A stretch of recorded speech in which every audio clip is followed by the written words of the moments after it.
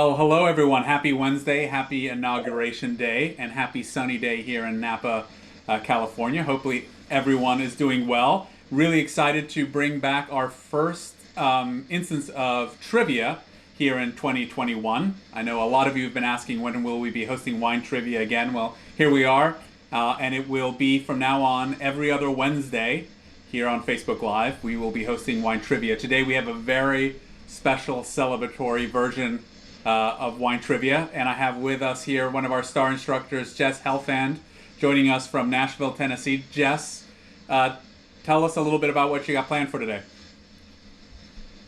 Great. So today's trivia is all about sparkling, but it's going to be bubbles off the beaten path. So as much as I love champagne, no cava, no prosecco. These are all going to be maybe some familiar, maybe some a little bit less familiar. Great. So before we get started, let me just remind everyone of the format. So Jess is going to ask questions. Sometimes they will be multiple choice questions. We're going to ask you to put your answers into the comment box. We'll be playing Jeopardy music as a countdown, and then Jess will reveal the answer, and we'll have some fun sound effects to go along with it. And you're playing for bragging rights, and today we're going to double our normal cash prize of nothing, so you get twice of nothing if you get everything right. So here we go, Jess. Excellent. Thank you, Christian. All right, so let's start out with something that's probably a little familiar. So Crémant, of course, is our traditional method sparkling in France, not in Champagne. So how many Crémants are there?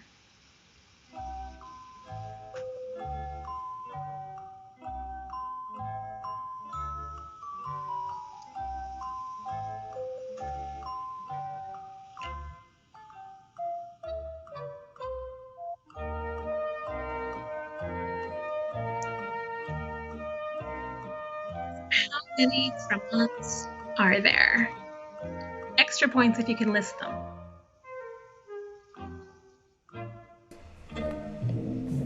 Okay, the music stopped, and we have some people locking in their answers here, and we have a variety of answers.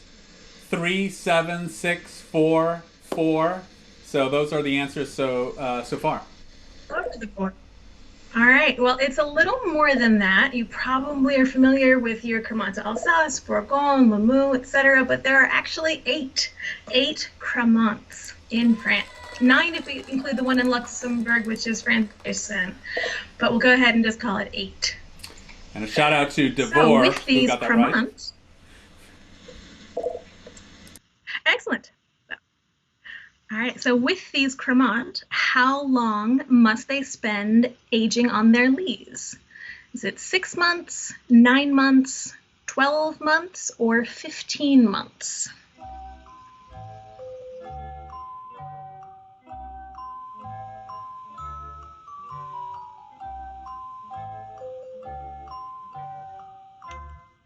So how long do they need to spend on the lees to get those yeasty, toasty flavors?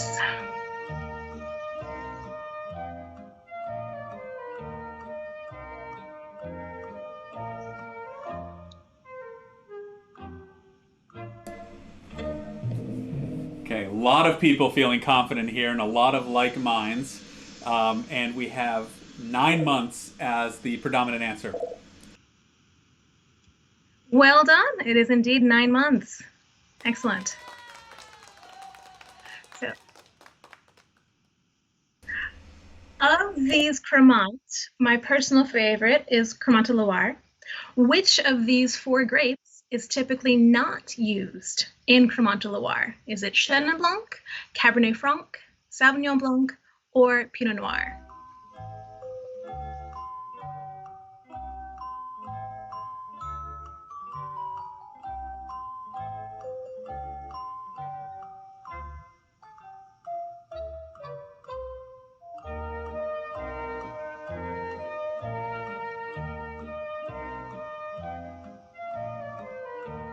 So which one is used in Crémant de Loire?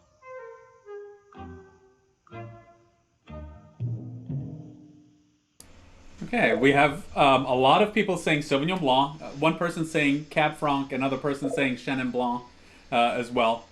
Take it away. Well, those of you that said Sauv Blanc, well done. All four of these grapes are, of course, grown in Anjou-Saumur and Touraine, but Sauvignon Blanc is not typically used in our Crémant de Loire, as those aromas aren't necessarily suitable for our traditional method sparkling wines. So moving on that, bonus question here, which one of the remaining three grapes is the most commonly used in the Crémant de Loire? Chenin Blanc, Cab Franc, Pinot Noir.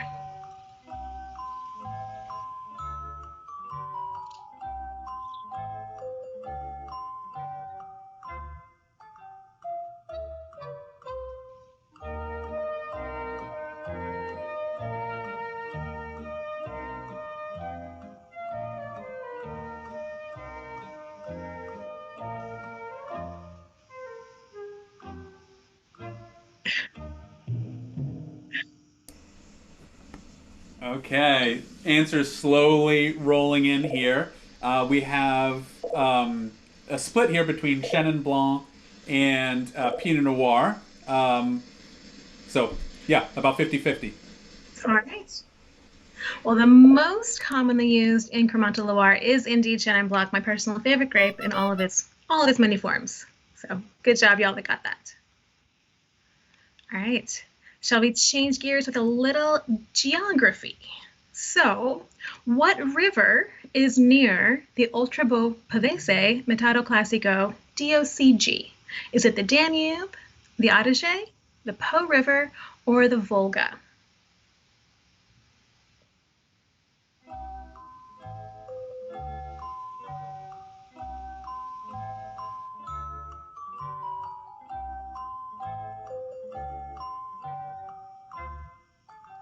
So, which one of these rivers is near our Ultra Beau Pavese Methode Classico DOCG? Obviously, we're in Italy with our DOCG, if that helps a little.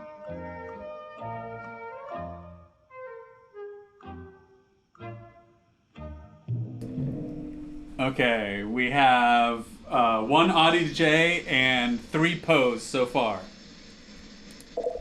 Well, the Poes have it, and it's in the name. So our Ultra Po Pavese is on the other side of the Po River. So we're here in Lombardy, in northern Italy, Ultra Po, other side of the Po. So good job for you guys that got that one. We're going to stick with our little obscure, teeny little DOCG for sparkling wine in northern Italy. So true or false, Ultra Po Pavese Methode Classico must be a minimum of 70% Pinot Nero. True or false?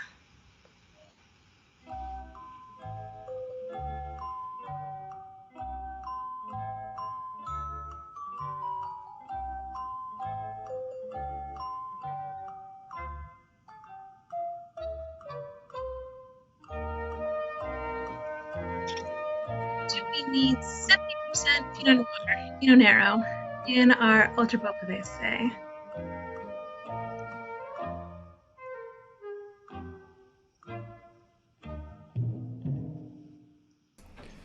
Okay, slowly coming in here. We'll give you a couple of more seconds to lock in your answers.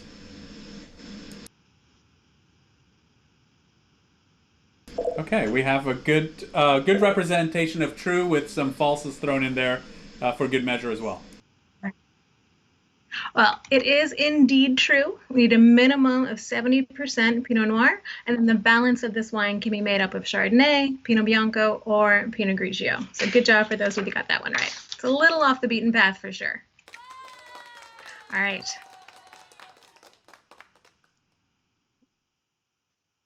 Staying in Italy, and another true question here. Which of the following is true of Franciacorta Saten? Does it need to be 100% Pinot Bianco, 100% Glera? Does it need a minimum of 18 months on the lees? Or does the pressure need to be less than 5 atmospheres?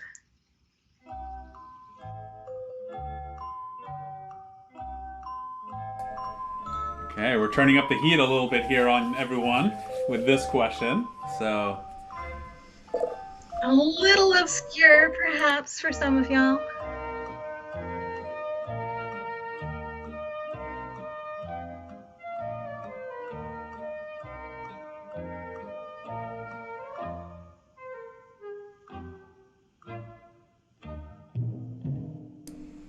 So some people were not daunted or undaunted by this and are saying pressure below 5 atmospheres.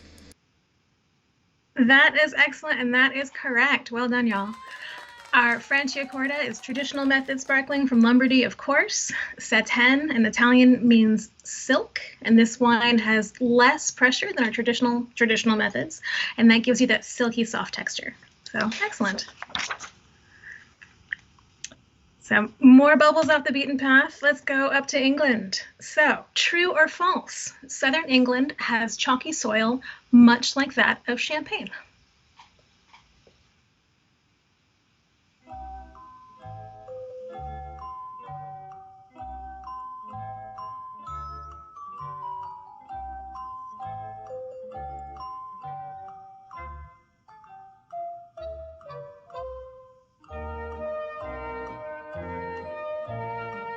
So true, chalky soils.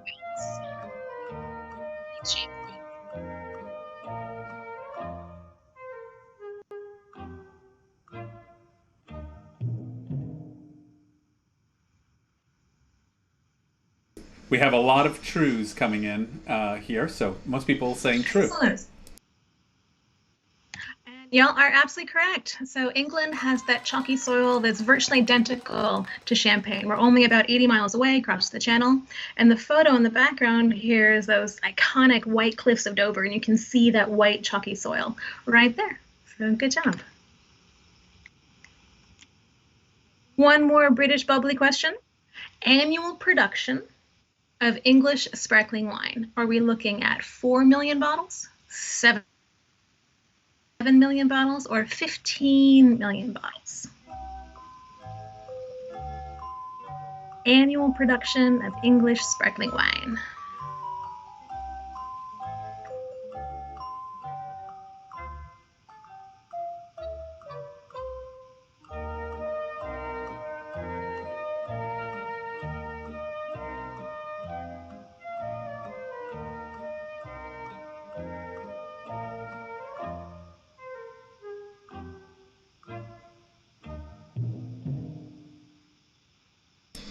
Okay, we have... This is definitely trivia.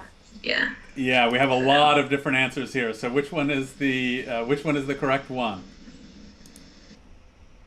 It's 7 million bottles. In 2019, about 72% of English wine production was sparkling, and that accounted for about 7 million bottles. Only about 10% of that is actually exported, though. So these wines might be hard to find in your markets, but I strongly recommend them. They are delicious. That was a great question. All right. See what y'all think of this one. So, Sekt is the German word for sparkling wine. It is often made tank method, but can be made in the traditional method. What word on the label or words on the label guarantee that it is a traditional method sekt? Is that sekt or Qualitätsschuhe Ehren?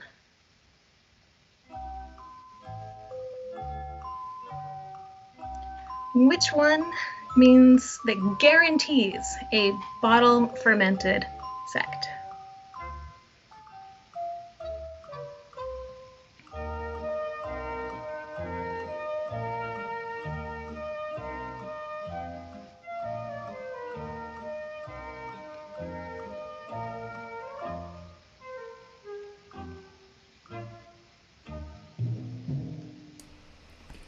Okay, so we have, believe it or not, a vote so far for each answer.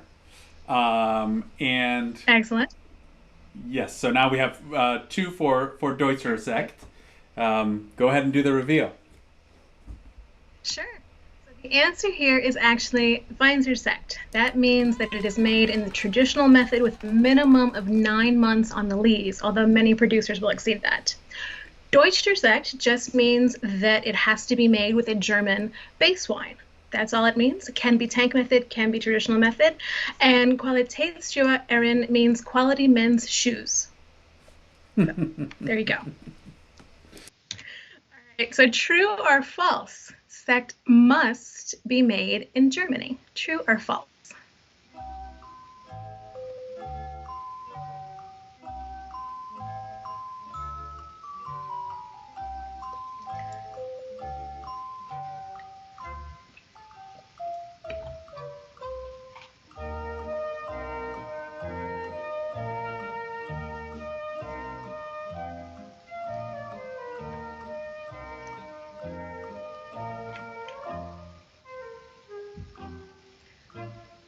So what are we thinking, true or false on this guy? So here we are, quite a toss-up. So true and false coming in at about an equal measure here. All right. I can understand why you might think it's true, but it is indeed false. Sect is not a protected name, and it can be made in many places. Oops. Next one by accident, Christian. Oh no. All right, well, you might have seen that come up, but we'll go through it anyway, go through the motions. So which Australian region has a reputation for premium traditional method sparkling wine? Is that going to be Hunter Valley, Eden Valley, Tasmania, or Murray-Darling?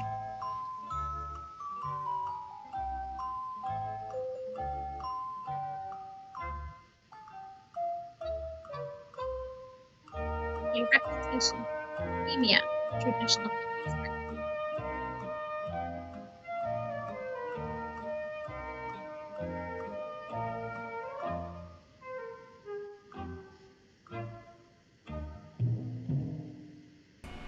No surprise here. Everyone feeling very confident about Tasmania as their answer.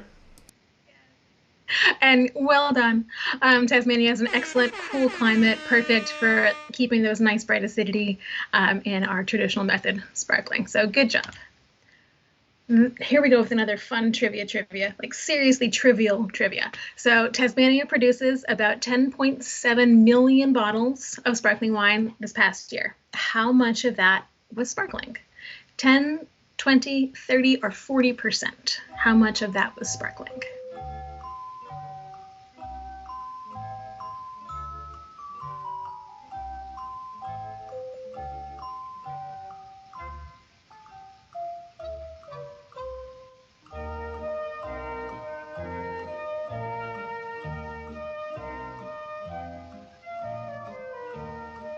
So how much of our 10.7 million bottles was sparkling? Okay, we got people guessing 20, 30, 40 so far. No one guessing 10. So go ahead and let us know what it is. All right. It is indeed 40%. I saw Shannon say in the chat that Tasmanian sparkling is so yummy, and it is so yummy, and luckily they make plenty of it, so hopefully you can find some in your market. One more Tasmanian question. This is a free answer. Just write down what you think. What is the most planted grape in Tasmania?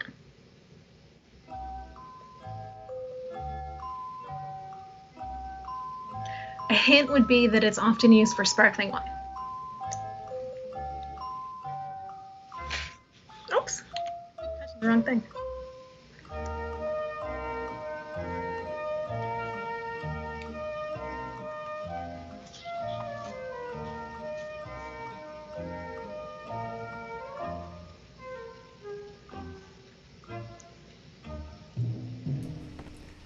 Okay, so we have guesses here: Pinot Noir, Chardonnay. Someone's saying Shiraz as well. Mostly Pinot though. And y'all are right, the Pinots get it. It is indeed Pinot Noir, most planted grape in all of Tasmania. Think about where the island is. Can we call it an island? I guess we can. Definitely a cool climate, so a nice cool climate grape works well there. All right. Next question. What is another name for Methode Ancestrale? Is that Methode Traditionnelle, Pétillant Naturel, Charmant Method, or Methode Naturelle?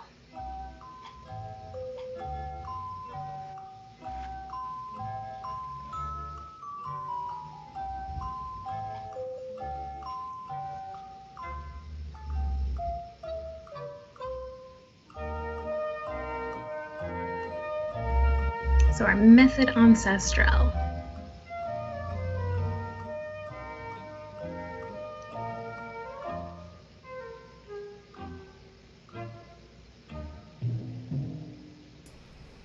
Okay, a lot of people locking in their answers here for Pet Nat as their answer. Excellent. Pretty overwhelmingly. Well, the answer, excellent. Well done, y'all. It is indeed Pétillant Naturel. So for all you pet nat lovers out there, true or false, a pet nat will always have sediment in the bottle. True or false? If you're not familiar with this method of production, we put our almost done fermenting wine in a bottle and we put a cap on it, and the fermentation finishes in that pressure in that bottle, and we get a lovely little sparkling wine from that. Will it always have sediment in the bottle, little yeast sediment?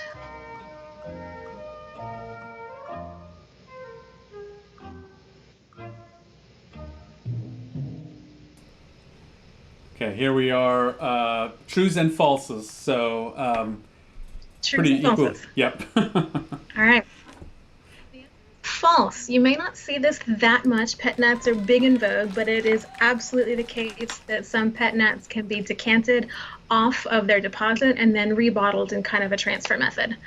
Personally, these are the pet nats that I love because they don't get that extra funkiness to them. They're a little bit cleaner, so not pet nasty, as we say.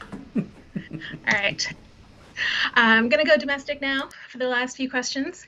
What Mexico's growing environment allows for production of outstanding sparkling wine? Is it chalky soils, cloudy days, a large diurnal shift, or humid mornings? How do we make excellent sparkling wine in New Mexico, in the desert, really?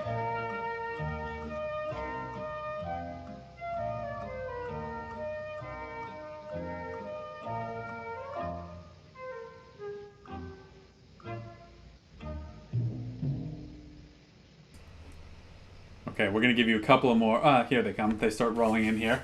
Okay, so 3 answers so far. 4, 5, 6 are all diurnal shift related.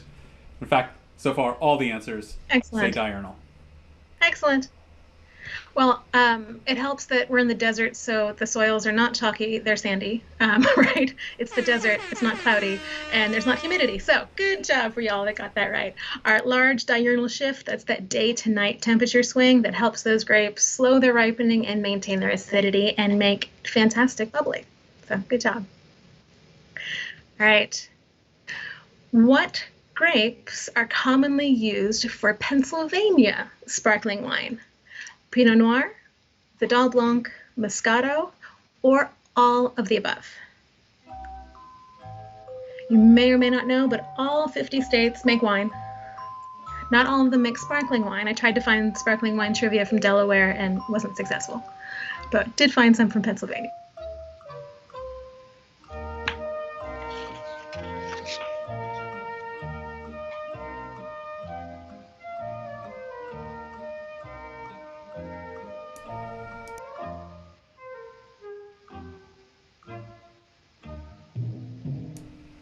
Okay, so we have here all of the above is the predominant answer. Excellent, excellent. They are correct. It is indeed all of these grapes. Pennsylvania makes a very wide range of styles of sparkling wine, from traditional method, tank method, to carbonated wine, indeed. So, all right.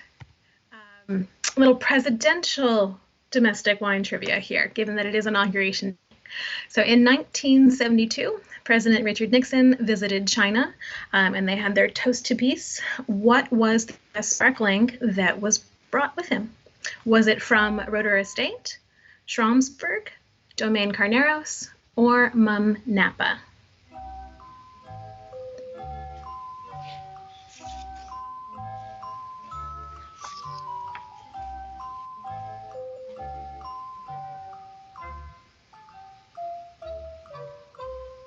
So what sparkling wine did Richard Nixon bring with him?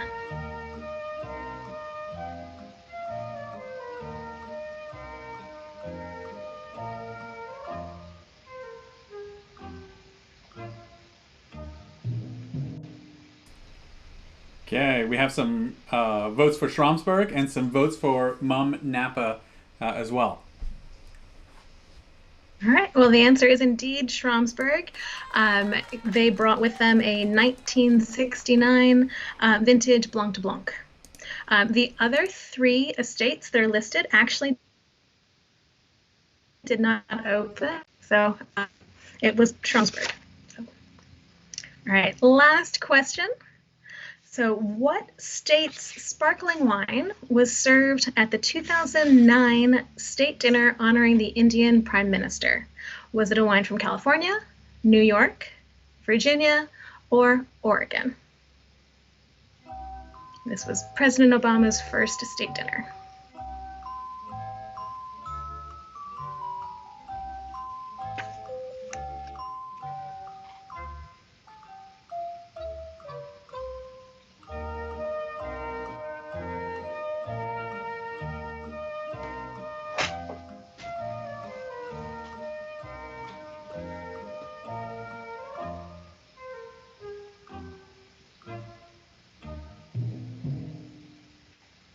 Okay, so far 2 votes for California, 2 votes for Oregon. And I'm sure, yeah, okay, here they come, rolling in. Now 4 votes for Oregon, 1 person saying Virginia as well. Well, my one Virginia is indeed correct, and I should have prefaced this question with this was served during the dessert course, because they might have served something else ahead of time. But with the dessert course, they served the Thibaut Janison Blanc de Chardonnay that's from the Monticello district, right outside of Charlottesville. Delicious traditional method sparkling wine. Wow, have to try that. Have to definitely try that. Yeah, it's wonderful. Yeah. That's it. Great. Well, what a fun way to kick off 2021 wine trivia on Napa Valley Wine Academy's Facebook page. You've set a standard here. Great questions, great engagement. We really appreciate everyone joining in. As a reminder, next week on Wednesday, 2 o'clock Pacific Standard Time, we will have our study hall, and then the following week we will have trivia again. So we'll be leapfrogging 1 week study hall, 1 week trivia. So make sure and join us here every Wednesday, 2 p.m. You'll learn something and have fun. So happy Inauguration Day. Jess, thanks so much for all these great questions. And hopefully you're having some sparkling wine tonight. Absolutely. Excellent. Excellent. Well, thanks so much, everyone. Thanks, Jess. Take care and have a great rest of your day. Cheers.